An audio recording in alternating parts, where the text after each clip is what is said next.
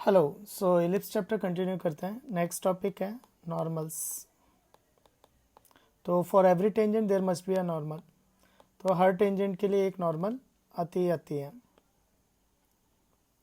तो सपोज जैसे x1 y1 पे कोई टेंजेंट है तो उसकी जो परपेंडिकुलर लाइन होगी इज अ नॉर्मल।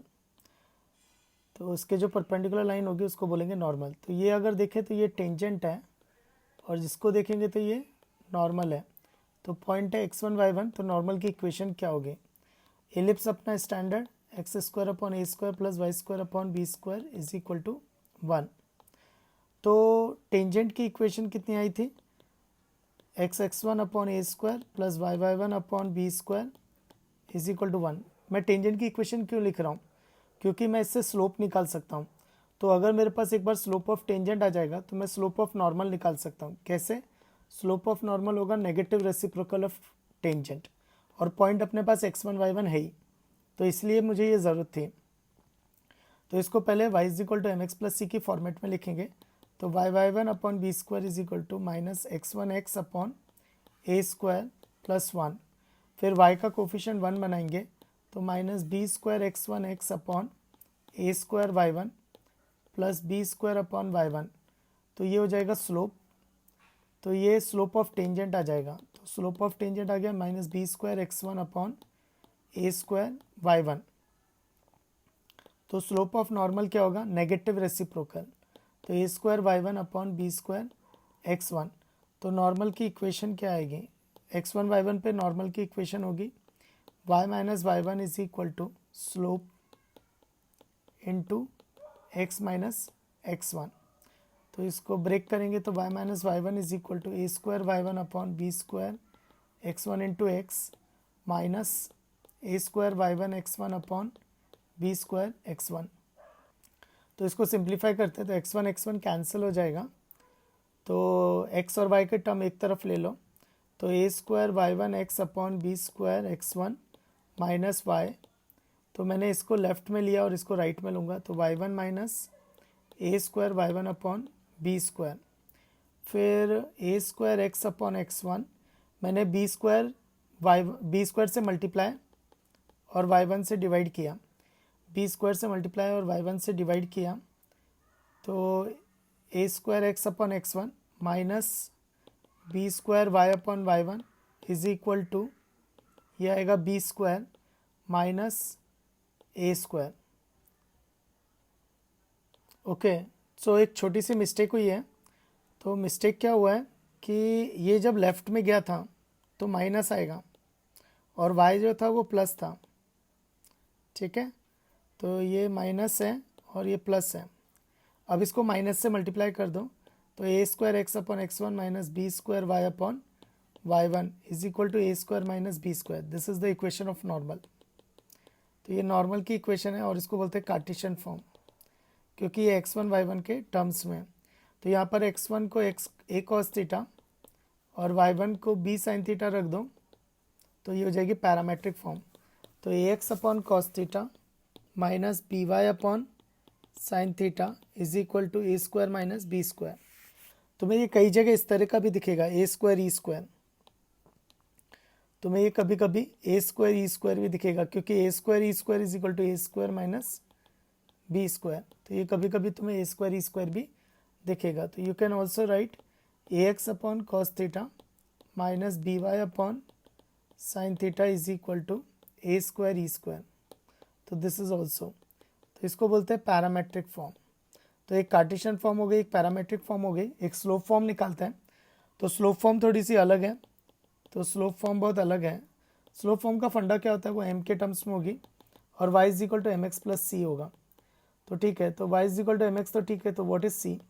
तो c मुझे फाइंड आउट करना पड़ेगा। तो देखो नॉर्मल की इक्वेशन थी a square x upon x1 minus b square y upon y1 is equal to a square e square. तो ये मुझे हेल्प करेगा c निकालने में। तो देखो, तो इसको पहले y is equal to m x plus c की फॉर्मेट में लिखते हैं। तो B square y upon y1 is equal to a square x upon x1 minus a square e square. अब इसको बी स्क्वायर y1 से मल्टीप्लाई कर दो और बी स्क्वायर से डिवाइड कर दो सो दैट ये y आ जाए। तो ये हो जाएगा a square y1x upon b square upon x1 minus a square e square y1 upon b square. तो ये हो गया m और ये हो गई c। तो m हो गया a square y1 upon b square x1।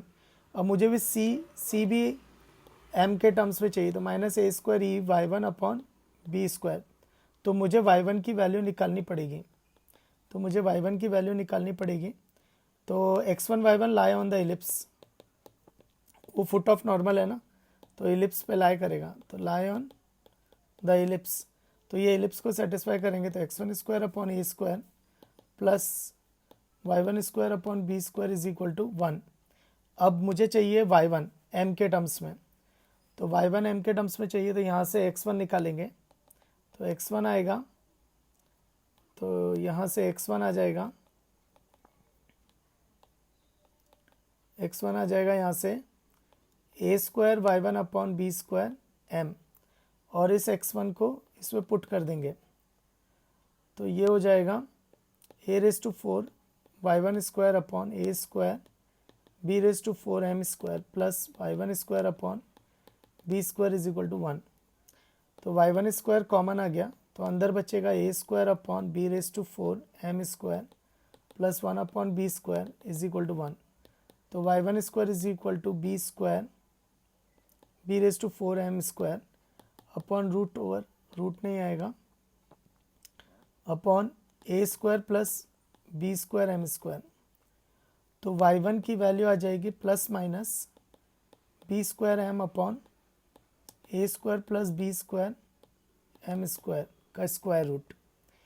तो c कितना था, c था minus a square e square y1 upon b square.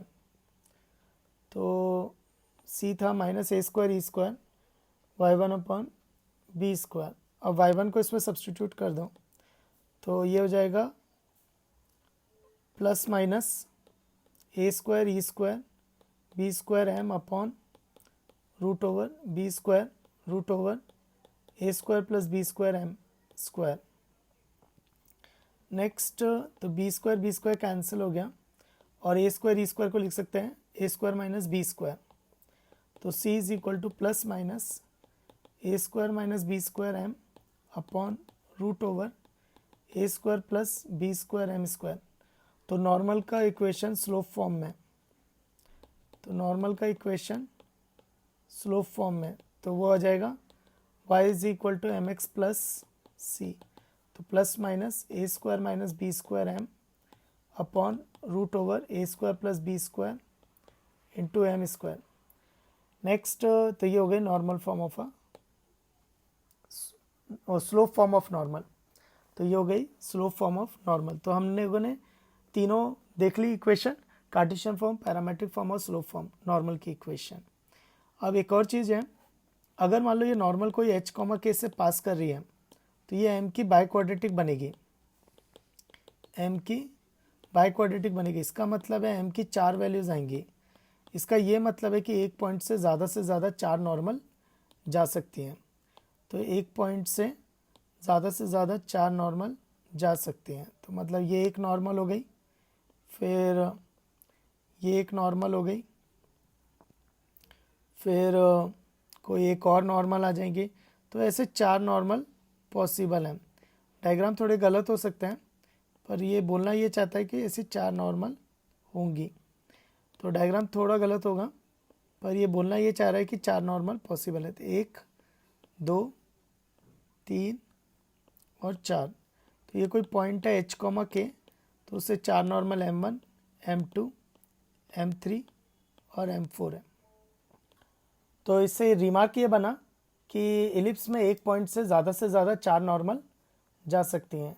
तो रिमार्क ये बना, so maximum of 4 normals can be drawn to the ellipse from a point.